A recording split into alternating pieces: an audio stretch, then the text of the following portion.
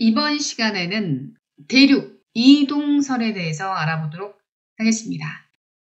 여러분은 아주 오랜 옛날에는 미국, 영국이 우리나라와 함께 하나의 대륙 안에 같이 있었다는 것이 믿기십니까?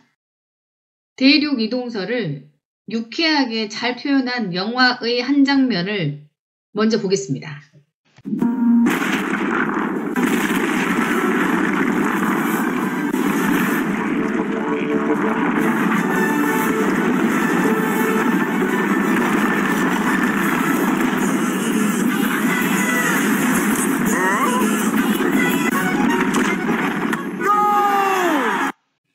우리가 밟고 있는 땅이 이렇게 많이 움직였다라고 하는 것이 믿기지가 않은데 이 대륙의 이동을 밝힌 과학자가 있습니다.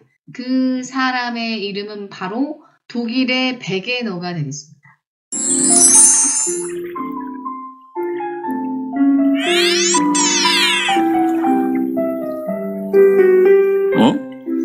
남아메리카의 동부 해안이 아프리카의 서부 해안과 아주 잘 들어맞는군. 마치 한때 붙어 있었던 것처럼 말이야.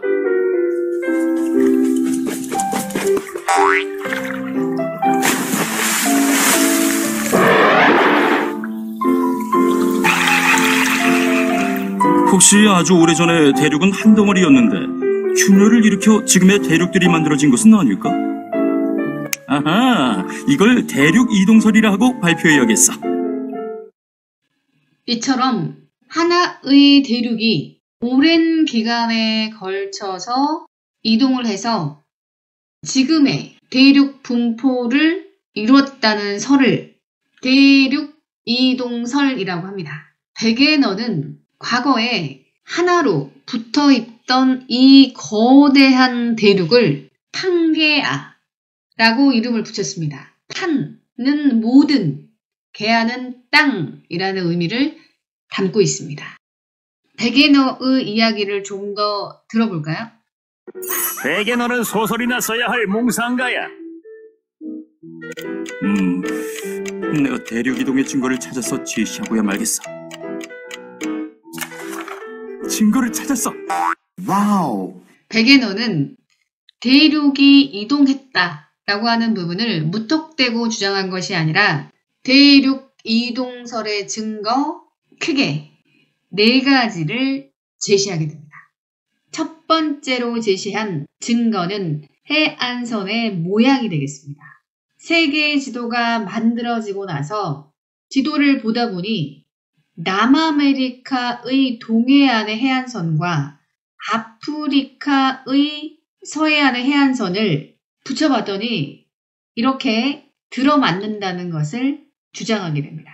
우연이라고 보기에는 너무 잘 들어맞죠? 심지어는 잘 들어맞지 않은 해안선 부분까지도 그 바다 안에 들어있는 대륙붕을 맞춰보면 잘 들어맞는다는 것이 밝혀졌습니다. 두 번째로 제시한 증거는 산맥의 분포가 되겠습니다. 특히 북아메리카 에팔레치아 산맥과 유럽의 칼레도니아 산맥의 이 연안 부분, 이 부분을 분석해 본 결과 이런 지층의 순서가 일치하고 만약에 이 산맥을 이어본다고 가정했을 때 이 지질 구조가 아주 자연스럽게 연속적으로 이어진다는 것을 발견하게 됩니다. 그래서 원래 붙어있던 산맥이 대륙이 이동함으로 해서 이렇게 분리됐을 것이다 라고 주장하게 됩니다. 세 번째로 제시한 증거는 화석의 분포가 되겠습니다. 베게너가 제시한 화석 중에 하나는 글로소프테리스라고 하는 식물 화석입니다. 이 화석이 발견된 지역을 지도에서 본다면 이렇게 다양한 장소에서 화석이 발견되고 있습니다. 그런데 글로소프테리스는 식물이다 보니 바다를 건널 수도 없겠거니와 글로소프테리스는 씨앗이 너무 커서 실제로 이동이 힘들어서 멸종된 식물로 알려져 있습니다. 그래서 베게너는 원래는 대륙이 이렇게 붙어 있었기 때문에 붙어 있는 상태로 번식을 했다가 대륙이 이동을 하다 보니 전 세계적으로 화석이 발견된 것이다 라고 주장을 한 거죠. 또 하나의 화석은 고생대에 살았던 메소사우루스라고 하는 공룡이 되겠습니다. 이 공룡의 화석이 발견된 장소는 남아메리카와 아프리카입니다. 그런데 이 공룡은 바닷물이 아닌 육지에 있는 담수에 사는 파충류이기 때문에 영분이 많은 바다를 헤엄칠 수 없는 동물이라고 볼 수 있습니다.